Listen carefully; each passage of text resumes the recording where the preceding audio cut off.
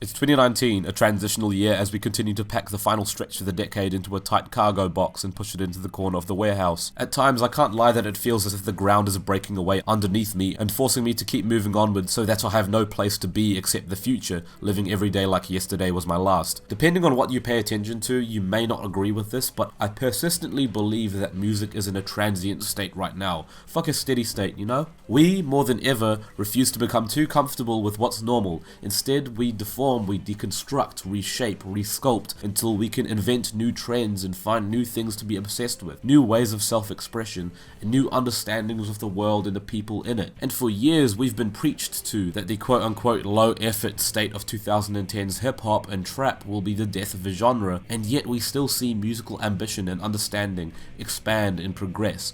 We become flexible and the leaves turn inside us. Ohtearsofjoy, also known as Baptiste, writes cathartically and honestly about being ostracized as a non-binary youth, with uneased family relations and conservatism weighing down on them, but their strength and determination being what gives them the drive to Hulk lift that shit off, and just play it straight about where that anguish is coming from.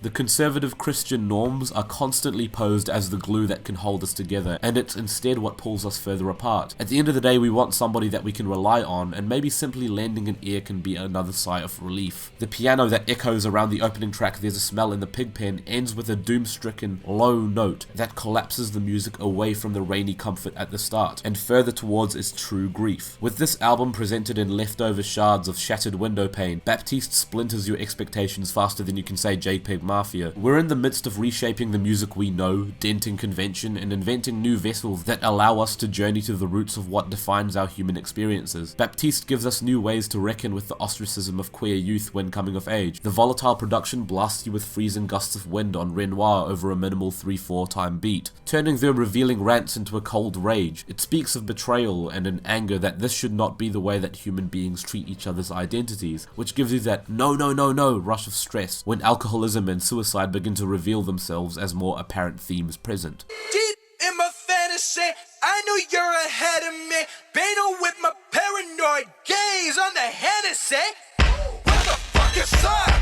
What the fuck is up? Nothing matters when I'm not committing heresy. These beats only ever offer just enough to keep you compelled. Mon Dieu functions on one loop, but it's such a good loop. If Baptiste is struggling to find peace with those around them, then they at least find some peace with themselves. And this is why the slow, airy ballad Adore Beautiful Boy, featuring the wails of Martin Zayler from Glen Cove, is such a pivotal part of the album. It deems self-acceptance in a way that sounds almost stream of consciousness, with that trade between the passages of singing and the passages of piano. I adore what's left of myself is the phrase, poignant as it is. Fuck melodrama, that can be traced back to a human heart at the end of the day. The pacing on this album is masterful, perhaps more than you can say for any other album that initially sounds like loose demos or scraps of ideas bundled together with strips of dollar store sellotape. But this hits differently simply because no matter how jarring the switch from one abrasive, claustrophobic, repetitive track to a sparse, free-spirited, ultimately hopeful ballad may sound on paper, they complement each other like the interlocked fingers of two different but ultimately understanding hands.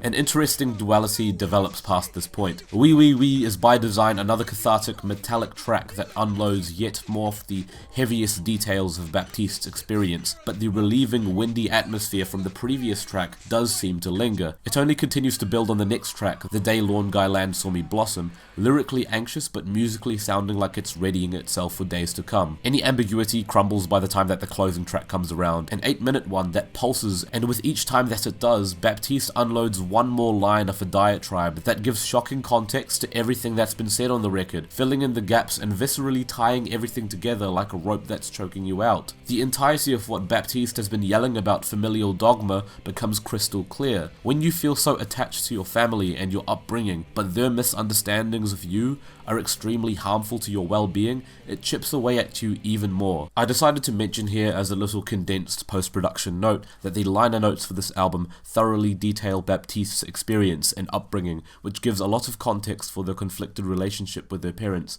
and the trauma that follows. You learn that they recorded this album in secret and that this is their way of marking the transition from the old to the new. It also gives you the understanding that yes, this is as autobiographical an album as it gets, but it also represents the very serious and deadly impact of queerphobia on those it victimizes. The album's ending with abrasive and glitchy drones, followed by a distant piano ballad, feels like a very incomplete conclusion, but that's because the fate of queer youth is never certain in the first place, and our understanding and our tolerance of individuals who undergo this animosity, even if we've never experienced anything like it, can be the saving grace for them. Recalling Baptiste's lyric that's now their stage name, "Oh tears of joy when you listen." It's a devastating album, but it is an important one, an aggressive one, and yet a relieving one. Bonsoir, fucker. 9 out of 10.